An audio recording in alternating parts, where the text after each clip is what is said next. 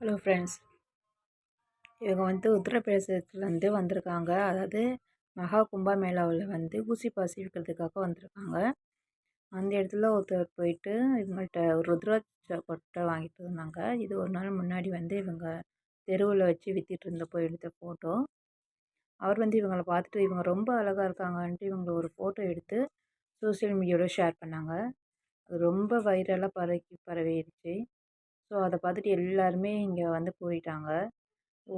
இப்ப என்ன இவ்வளோ அழகா இருக்காங்கன்ட்டு பாருங்க. நார்த் இந்தியாவை சேர்ந்த பசங்க எல்லாருமே கூறிட்டாங்க. பாருங்க. அதுக்கப்புறம் அவங்களால தெருவுல ஊசி பாசி விற்கவே முடியலையாம். ஏன்னா எல்லாருமே தொந்தரவு பண்ண ஆரம்பிச்சுட்டாங்க. பேட்டி கொடுங்க, அது இதுன்ட்டு வீடியோ எடுக்கணுன்ட்டு. அதுக்கப்புறம் அவங்க கடைய க்ளோஸ் பண்ணிவிட்டு சொந்த ஊருக்கே அவங்க அம்மா, அப்பா கூட்டிகிட்டு போயிட்டாங்க. ஒரு ஃபோட்டோனால அவங்க ரொம்ப ஃபேமஸ் ஆயிட்டாங்க. அதுக்கப்புறம் அவங்க சொந்த ஊருக்கு போனதுக்கப்புறம் அங்கே இருக்கிற பியூட்டிஷியன்ஸ்லாம் அவங்களுக்கு மேக்கப் எல்லாம் போட்டு ஸ்டில் எடுத்து வீடியோலாம் ஷேர் பண்ணியிருக்காங்க. எல்லா மீடியாவிலேருந்தும் அவங்கள பேட்டி எடுக்கிறதுக்காக கூப்பிட்டுட்ருக்காங்களாம்.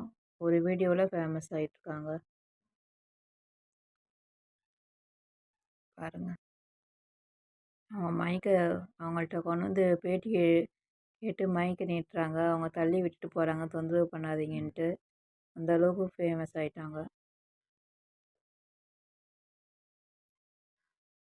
இந்த வீடியோ பிடிச்சிருந்தா லைக் பண்ணுங்கள், ஷேர் பண்ணுங்கள், சப்ஸ்கிரைப் பண்ணுங்கள். நெக்ஸ்ட் ஒரு நல்ல வீடியோவில் பார்க்கலாம். Thank you friends. பாய்.